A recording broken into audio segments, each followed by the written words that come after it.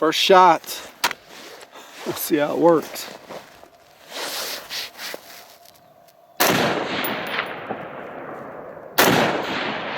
Dadgum, that sucker's right freaking on. Right on. See the dirt right there across the way?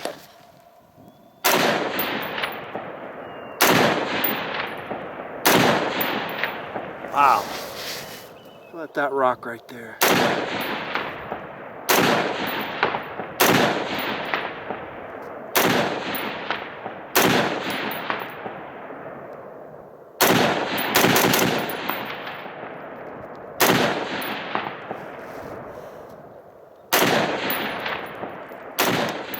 Does that AR-15 look up to date to you guys? I just finished the tabletop review on the Knights Armament SR-15 series of ARs. That's a Mod 0, so it goes back a few years. Mod 1 came and went, like I said in that tabletop. Mod 2 currently being produced. It's a good AR-15. My beef with it is it's just too expensive and it was not very accurate for us. So I'm not excited about it on those two levels. Reliable? Absolutely. Great components? Yep. Super lightweight? Nope. Oh, that's another reason I'm not super stoked on it. But it's a good AR. But I'm looking at it now and I just realized that's kind of a dated AR. And it's funny how, you know, the trends come and go in the tactical carbine community, and they will continue to do that. Tan, I think, is no longer cool. You know, I love it. I still love it. Always will. It just works good in my theater of operations. I think it's cool. Quad rails are, thankfully, going by the wayside. Rail covers are going by the wayside. Very rarely do we see an A2 birdcage on a gun or this on a gun. The SOP mods are rare these days. So it represents a pretty upscale and expensive AR about 7 years ago. Now it's 2015 and, you know, sky's the limit. And I said in this review that the reason I felt the way I do about the SR-15 is because that competition and because you can build such an amazing AR for much less cost and get exactly what you want. Another reason I'm not super excited about it. Now, if this thing would have shot half MOA, it weighed 7 pounds, it would have been a different tabletop. Honestly, it would have. But another point I made in that video is I said, ballparking $2,000, $1,900 purchase price. You know, you could go out and buy a factory-produced, awesome AR, Delton, Rock River, Smith & Wesson, any number of put-together guns that I think will serve most philosophies of use perfectly.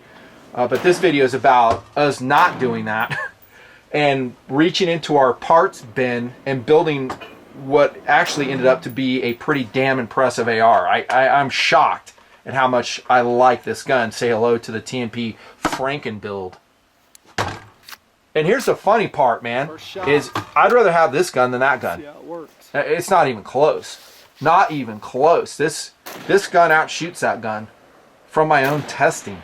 No bias is interjected. I've shot both guns, and this is a lot more accurate for one. I think I do have one target to show you there. But you can see there are some differences, and this might represent some trends going on in the AR world, maybe the AK world for that matter. One is they're making them lighter and more compact, collapsible. And at the heart of this system, and we'll just kind of we'll hit POU just briefly. I'm going to go component by component on this gun and show you what it does for you. And you can consider it in your own builds, maybe adding it onto an existing AR. But the obvious thing that this has advantage-wise over a standard AR, we're just using SR-15 for now, is the short overall length. It's going to be about 3 inches shorter than a standard AR. Thanks in part, well, all in part, to what is actually the pretty excellent Troy PDW M7 stock replacement system. I pretty much like it. I wouldn't say I love it, but I like it. Troy sometimes makes things a little bit heavier than they should be. This might be another case, but it's very well built and it does some pretty cool things with the overall length. Jumping quickly into POU, this is a gun you won't have to SBR. It has a full 16-inch barrel with this build that I did. And it's very light at 6 pounds, 11 ounces. No optics. That's pretty excellent.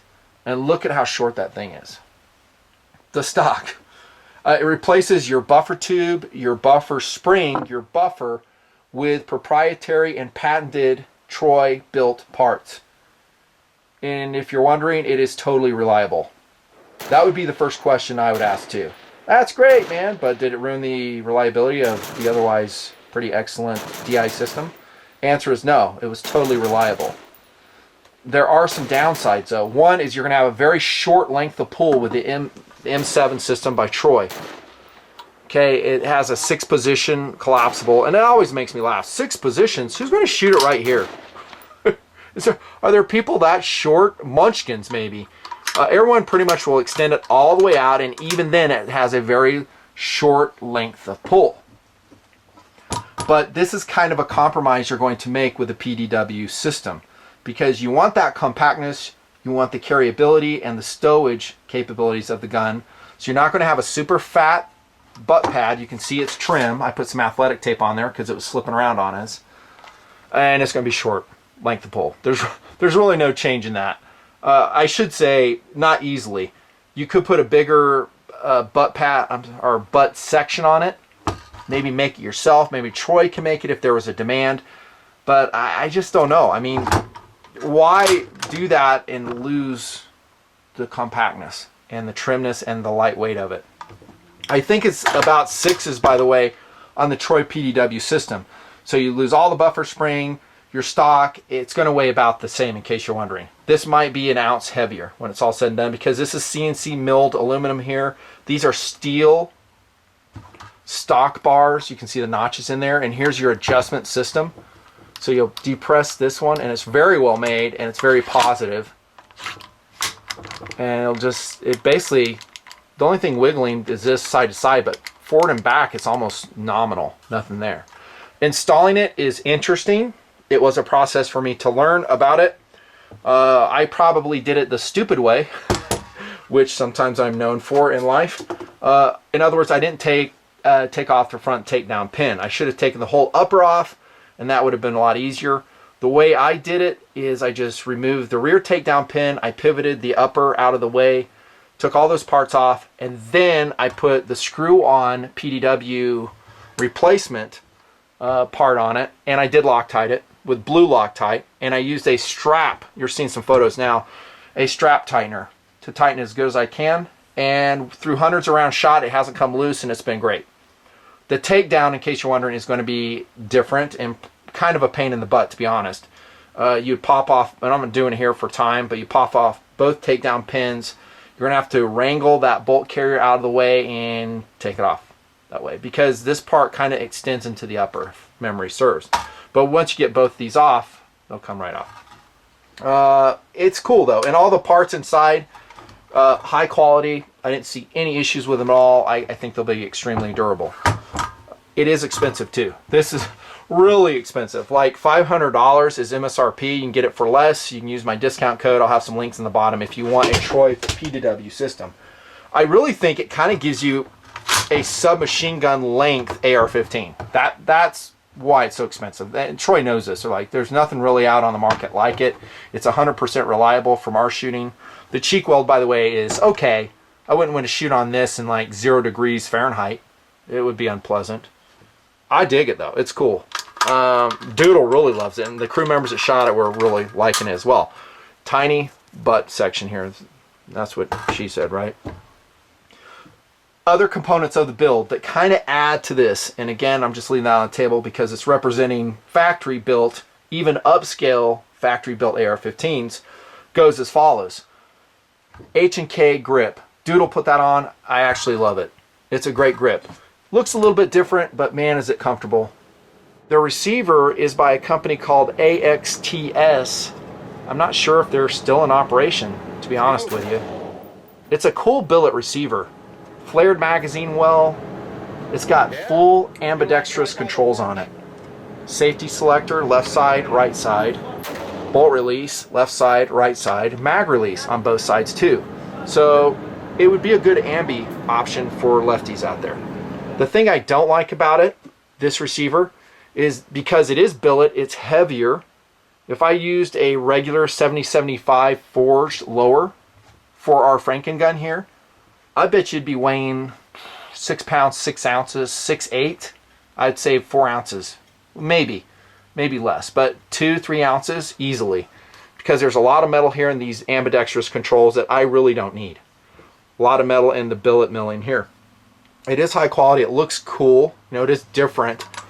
I think they designed it at the time to be a multi-caliber conversion lower. Here's one thing I don't like though. The trigger pull is atrocious as it comes. And let's just pull it super quick. I like doing this on camera. It's fun. Yeah, 7 pounds, 12 ounces. I hate the trigger in this lower. And I was really going to replace it. I was just going to drop in something simple and relatively affordable like a Chip McCormick. But here's another downside. The milling in this ASXTS, I guess that's how you say it, lower is so tight you can't put in an aftermarket modular trigger. And so I was like, well, I could mill it out, take it to Jake, have him mill it. And I was like, oh, screw it, I'll just live with it. And we did. So all the shooting was done without a atrocious trigger, and you'll see that it really didn't hamper us too much. This is just a C Products mag, black Teflon coated, orange follower, good mag. All those GI ones are just excellent.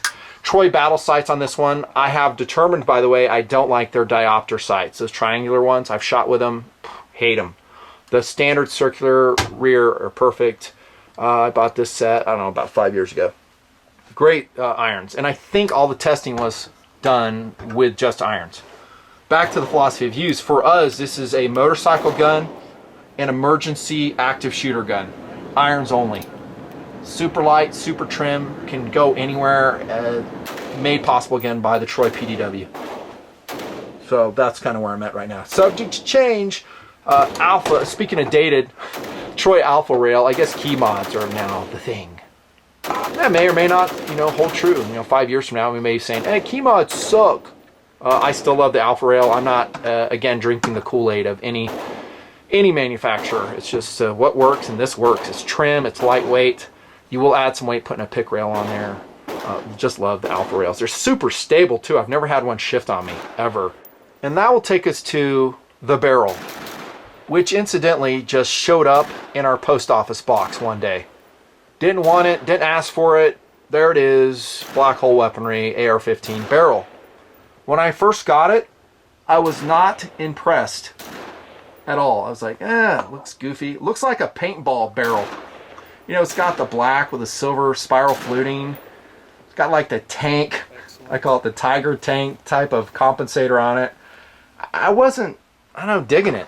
I asked Doodle. He's like, hey, we got a barrel, you know, we're going to mount it and shoot it. And I was like, no, that was like 2 years ago.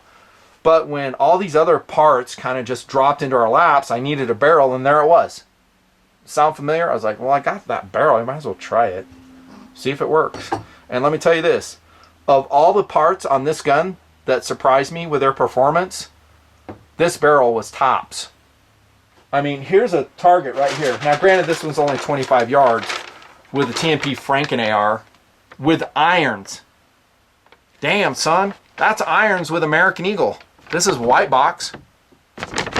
American Eagle. I don't have my 100-yard target because I lost it. It was about 1.5 MOA with irons. With a scope, it would have been 1 MOA. 416R stainless steel, polygonal rifling. I'll put a link at the bottom for this AR barrel. I don't think it's super inexpensive, depending on which options you get. But judging from our shooting performance, it's going to be pretty accurate. From Black Hole Weaponry, this is, of course, the integral muzzle brake version.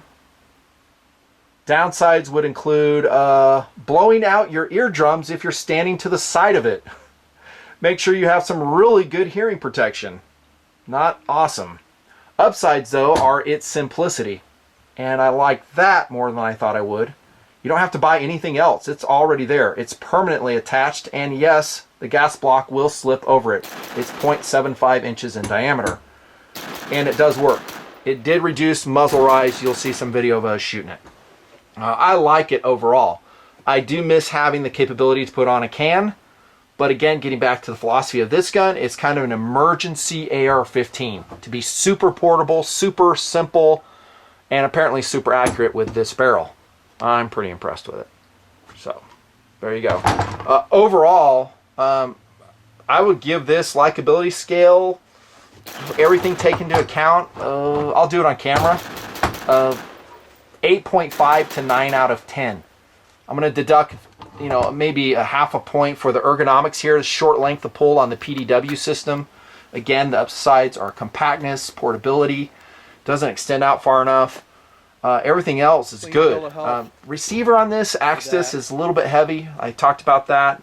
Barrel, I'd like to have an ability to put on a muzzle device. But again, you can order it that way. You can thread their barrels from their drop-down menus. Great barrel. So we'll call it 8.5 to 9 out of 10. And yes, I'd rather have it over that CAC cool. SR15. What? I can't believe that. Well, remember, man, I ain't drinking the tactical Kool-Aid. You know, I'm not going to forums trying to, you know, get cool points. I don't care. I don't care. I just want something that works, that excites me personally. And this does it for me. I mean, it's so short. I mean, I'm putting this on the back of the KTM, and I'm like, feeling like I'm carrying an MP5. Going back a few years, when I filmed the video, pistol caliber carbines don't suck after all, this is the type of AR-15 I had in mind. And I talked about it in that video. I said, hey, I'd much rather have a 5.56 chambered, super compact, super lightweight AR-15. Enter the Franken gun, the Troy PDW equipped black hole weaponry barrel AR-15. In this build, I mean, there's all types of builds you can do that will do the same thing for you. But this is a gun that is capable to 300 meters all day long, hits hard, great firepower, super accurate. It has kind of a second kind of cool for me too. It does. It's just really cool. It's like a submachine gun. Granted, semi-auto, but it's very short overall length. Super compact. It's so small, I forget I have it on the motorcycle. Can carry it in that Black Hawk racquetball case. Really styling. Love it. Review complete. See ya!